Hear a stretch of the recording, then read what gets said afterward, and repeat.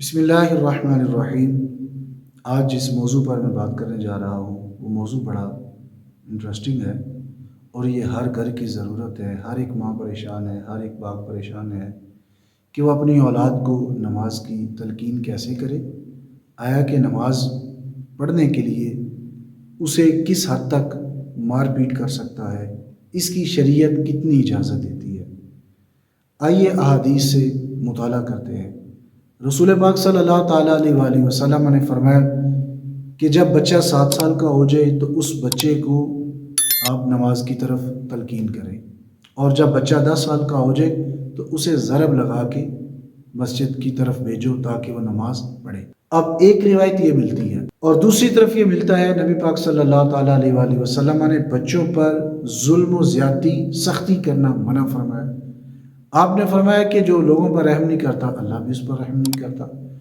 تو بچوں پر کس حد تک ہم مار پیٹ کر سکتے ہیں، یا ہلکی پھلکی ان کو تعدیب کے لیے، ادب کے لیے ان کو کوئی سزا دے سکتے ہیں، اور وہ بھی ہلکی پھلکی ہے، ان سے ناراض ہو جائیں۔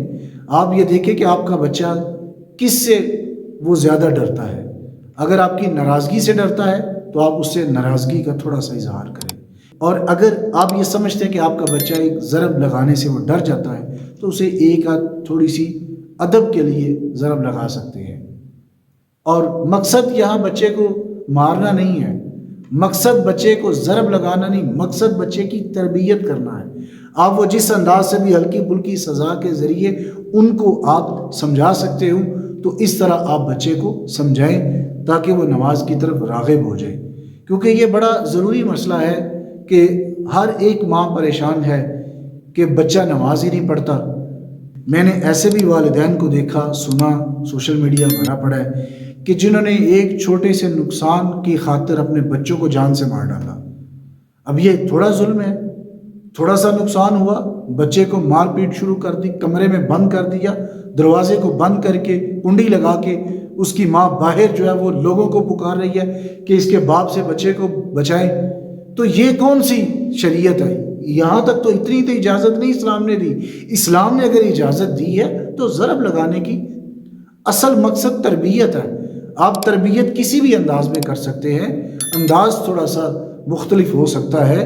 آپ اس کو اس حد تک نہیں مار سکتے، اس حد تک مار پیٹ نہیں کر سکتے کہ وہ بچہ جو ہے وہ بدظن ہو جائے، وہ دین سے بھاگ جائے، گھر سے بھاگ جائے، کوئی غلط قدم اٹھا لے۔ وہ بچہ ابھی جوانی کو چڑھ رہا ہے، وہ کسی نہ کسی غلطی میں مبتلا ہو سکتا ہے، کسی غلط فیصلے کی طرف وہ بڑھ سکتا ہے، وہ کسی کے بہکاوے میں آ سکتا ہے، ابھی اس کا جوانی کا خون ہے۔